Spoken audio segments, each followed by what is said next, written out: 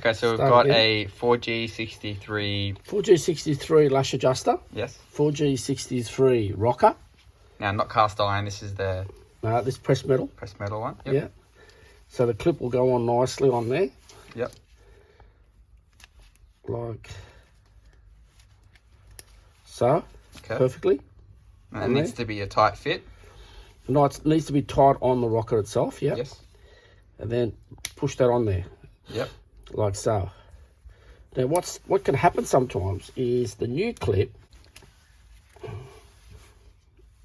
So if you get a new clip on there, sometimes it can be a bit tight on that, just in there. Yes. And that causes this to stretch and possibly break on the corner if it's too tight. Okay. So it needs to be stretched a little bit, but without stretching it too much to be nice and loose on there. So there's one that's a little bit firm. This one here, look, it's nice and floppy on there. Okay. So there's no load on the clip. So when the clip's put on, so you squeeze it in your hand like that, put it on the rocker, like so. Yep.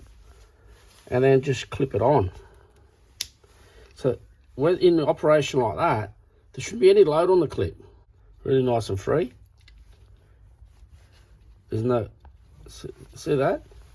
So it's absolutely perfect on there. It's nice and free to move. Okay. Put it on and off. People stretch it like that and leave it like that. Really floppy and loose on there. That's no good. See, that's rubbish. It's got to be firm on the rocker. You got to squeeze it really hard, and then clip it onto the rocker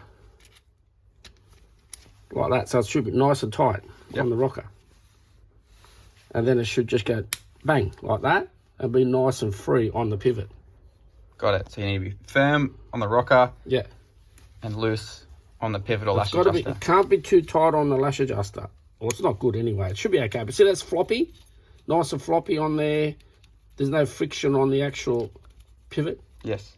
Lash adjuster, right? It's free to move. It's nice. It's absolutely perfect fit.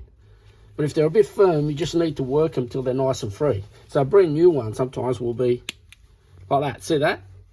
It's a bit too firm. So if you just stretch it and work it a little bit to make sure that it's nice and free on there.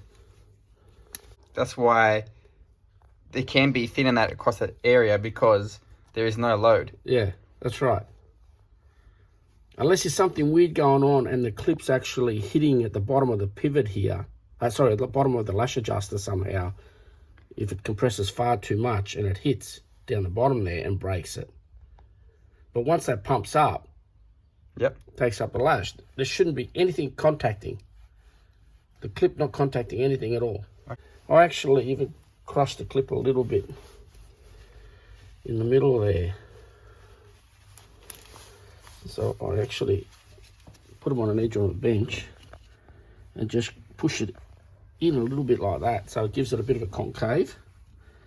So when you put it on, the rocker